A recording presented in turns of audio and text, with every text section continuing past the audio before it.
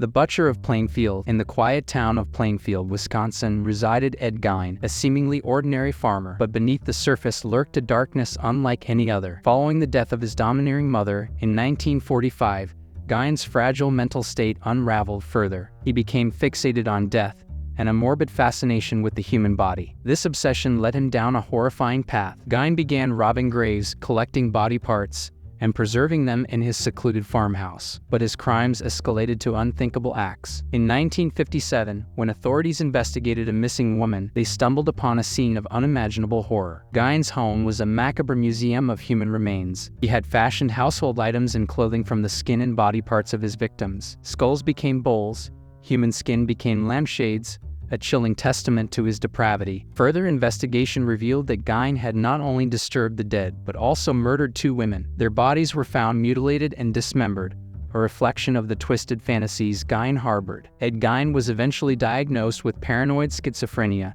and deemed legally insane. However, the impact of his crimes extended far beyond the courtroom. The case of Ed Gein, the butcher of Plainfield, became a source of national fascination and horror. It inspired countless horror films, including Psycho and the Texas Chainsaw Massacre. Gein's story serves as a chilling reminder that darkness can lurk in the most unexpected places. It's a testament to the fragility of the human psyche and the monstrous deeds it can unleash. The Rostov Ripper, the Soviet Union, 1970s to 1990s.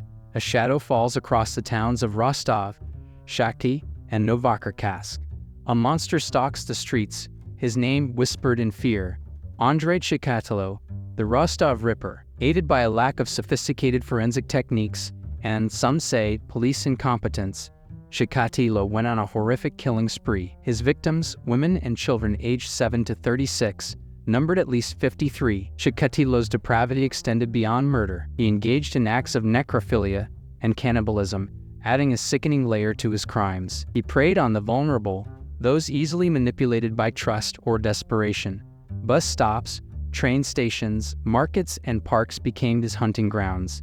He'd approach victims, a seemingly friendly face offering help or necessities like food or money. This facade of kindness disarmed his victims. Young, lost, or struggling financially, they saw him as a savior, leading them to secluded areas where the monster beneath the mask would be unleashed. Chikatilo exploited the hardships of the Soviet era. The 1980s were a difficult time, and he took advantage of those desperate for a helping hand, particularly women in need. But beneath the surface, his intentions were anything but helpful. He lured them in, only to subject them to unspeakable acts of violence and brutality. The Rostov Ripper terrorized the region for years, a chilling reminder that evil can lurk in the most unexpected places. His capture and eventual conviction brought a semblance of justice, but the shadow of his crimes continues to haunt the memory of those affected.